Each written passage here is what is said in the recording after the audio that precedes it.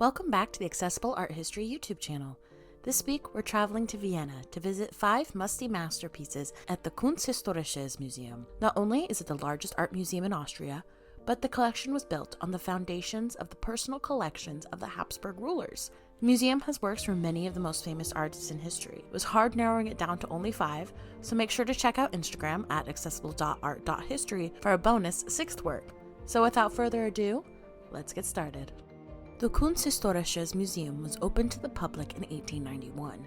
It was founded by Emperor Franz Joseph I of Austria-Hungary, along with the matching Natural History Museum, to make his family's extensive art, armor, and artifact collection available to his people to view. The construction was also a part of the emperor's expansion and modernization of Vienna. The building was designed in the Renaissance Revival style by both Gottfried Simper and Baron Karl von Hausenauer. However, the interior is more reminiscent of the Rococo period with its use of gold leaf and stucco. Today, the museum sees about 1.7 million visitors per year.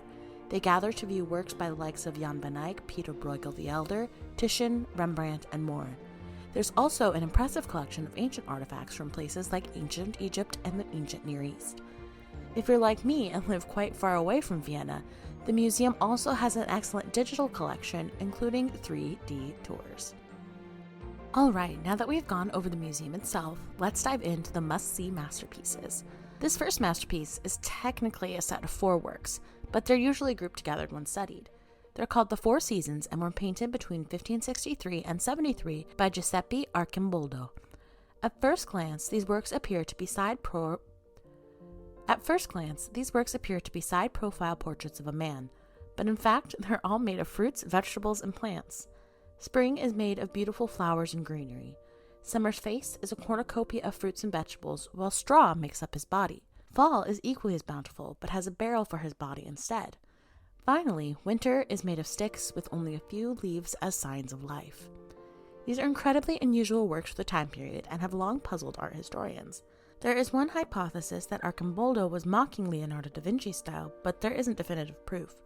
Regardless of its intention, the series proves to be quite popular with the Habsburgs, and the emperor ordered numerous copies to be made so that he could send them to friends and supporters. This next masterpiece is by one of the most beloved artists in history, Caravaggio. It is the painting of the victorious David holding the severed head of the Philistine giant Goliath. This is the latest of the set of 3 works the artist painted on the subject. Many viewers are struck by David's pose. He is striding forward and not making eye contact with us. Goliath's head is gory and violently severed. We can even see the mark on his forehead where David's rock hit it. It is these kind of details that make Caravaggio so great. With just a few brushstrokes, he has told the entire biblical story. Art historians believe that the same boy who modeled for Caravaggio's works featuring Cupid and John the Baptist was also the model for David. They believe his name was Secco, and he worked closely with Caravaggio for many years and even became an artist in his own right. Peter Paul Rubens was an essential part of the Counter-Reformation. He used his talents to glorify the Catholic Church, including through this piece, an altarpiece called The Miracles of St. Francis Xavier. Painted around 1617, it was originally commissioned for the Jesuit Church in Antwerp. Rubens showed the saint on his mission to Asia. He stands on the left-hand side, guiding the heavens to show people of Asia how Christianity was the path for them. As with many of Rubens's works, there is a lot going on in the scene. In the background, angels are destroying a Hindu statue. As the saint preaches, people twist and turn in confusion.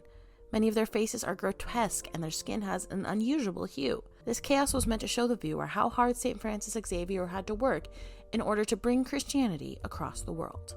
It is a rare honor for a museum to have a work by Johannes Vermeer. This is because there are only a few dozen confirmed works by this Dutch artist that survived to our era. The Kunsthistorisches Museum is lucky enough to have this piece in its collection. It's called The Art of Painting and was created between 1666 and 68. The viewer is positioned just outside of a curtain and happens upon an artist painting his muse. It's an incredibly intimate moment and allows us to see the artistic process. This work has many small details. Firstly, it is the careful placement of symbols, including a folio representing the liberal arts. The floor and curtain show Vermeer's mastery of the use of perspective, and are often used as evidence that he utilized a technique with the camera obscura. Finally, the model is likely to represent Cleo, the muse of history, because of her laurel wreath and the fact that she's holding a book and a trumpet. This next masterpiece is different from the others because it's not a painting.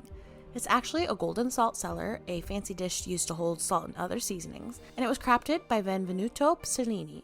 It was made in 1543 for King Francis I of France, and is the only gold-based metalwork that survives from the artist. The theme of this cellar is Terra et Mar, or land and sea. Sea is represented by a man with a triton who reclines casually. Earth is represented by a goddess, and her temple is actually the receptacle for pepper. It's a stunning work filled with symbolism and crafted of the finest materials, truly fit for kings and emperors. The Kunsthistorisches Museum in Vienna is an institution filled with masterpieces. This is hardly surprising, as it was made up with the personal collections of princes and emperors. It was so hard to only pick 5 masterpieces, so make sure to go to Instagram to check out the 6th.